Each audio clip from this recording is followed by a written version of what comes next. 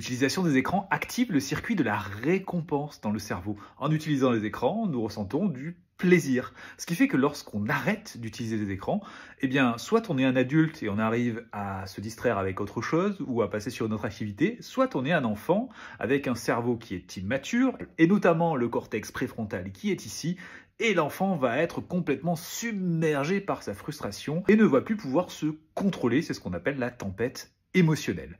Pour éviter ceci, il existe quelques astuces. Déjà, on peut expliquer à l'enfant ce que je viens de vous expliquer par rapport à son cerveau et au circuit de la récompense. Ensuite, nous allons lui donner les clés de son organisation. Nous allons lui dire « Je te fais confiance pour ménager des pauses à intervalles réguliers », donc on va s'entendre avec lui.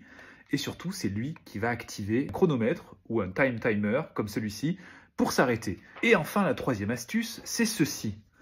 Avant toute chose, avant de commencer à utiliser les écrans, nous aurons pris soin de faire une liste de toutes les activités qu'aime faire l'enfant.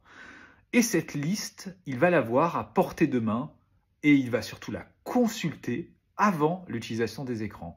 Et il va décider, après l'utilisation des écrans, quelle activité il souhaite faire. Ainsi, le cerveau sera focalisé sur cette activité qui interviendra après les écrans.